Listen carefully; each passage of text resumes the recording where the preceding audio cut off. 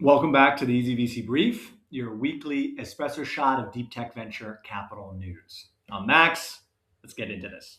This week, I just got back from Miami. I hope you noticed the tan. And I'm off to Orlando next week for one of the largest battery conferences in America.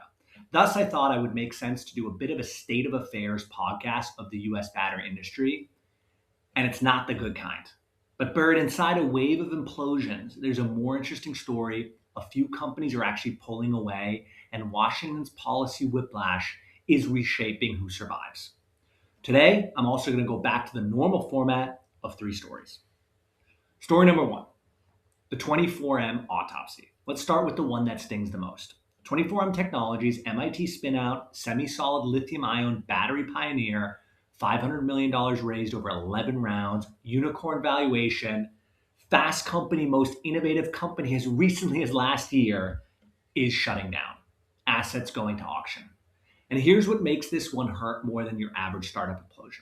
24M wasn't trying to reinvent chemistry. Their semi-solid platform was designed to work with existing lithium-ion manufacturing, not replace it. Lower cost, higher density, plug into existing facilities. That should have been an easy licensing target, or at least an acquisition candidate. It wasn't. The capital clock ran out first. They're not alone.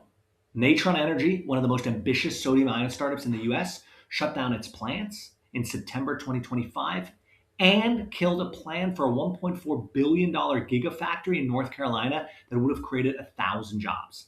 The company just failed to keep pace with rapidly improving LFP batteries on price and performance and couldn't close a Series B before the board pulled the plug.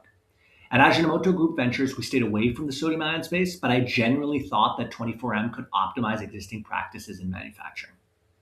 That being said, let's get to story number two, Factorial Energy, how to survive this bloodbath.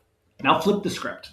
Factorial Energy, the Boston-based solid-state battery company, announced a few weeks ago a SPAC merger with Cartesian Growth Corporation 3, valuing the company at $1.1 billion pre-money with $100 million in fresh institutional capital, targeting a NASDAQ listing under the ticker FAC in mid-2026.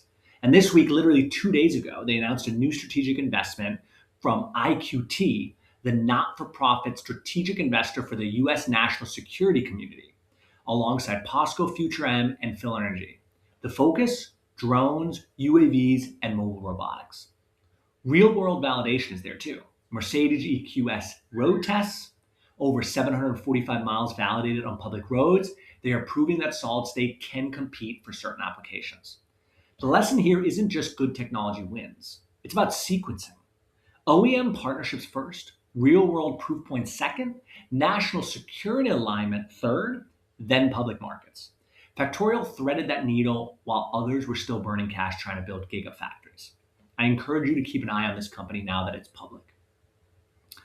And now story number three, the policy note. Why the IRA gutting changes everything and how to see this in light of the Trump administration. So why are good companies like 24M dying while Factorial tends to thrive? Part of the answer is the Inflation Reduction Act. The IRA was the single biggest tailwind for the US battery and EV startup space. Tax credits, manufacturing incentives, domestic content bonuses. The current administration has gutted significant portions of it. And for pure play commercial EV battery companies, that's just not a headwind. For some, it was the last oxygen in the room. But here's the strategic insight. Companies with defense and national security exposure are largely insulated from that policy risk. DoD budgets didn't disappear with an executive order.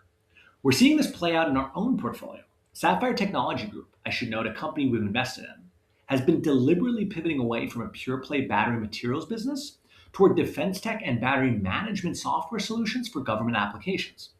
Frankly, we think it's a smart move. The addressable market is more durable, the customer a bit stickier, and the funding environment is completely different. The takeaway for founders and investors alike, in deep tech energy right now, dual use and defense adjacency isn't a nice to have. It's a survival mode.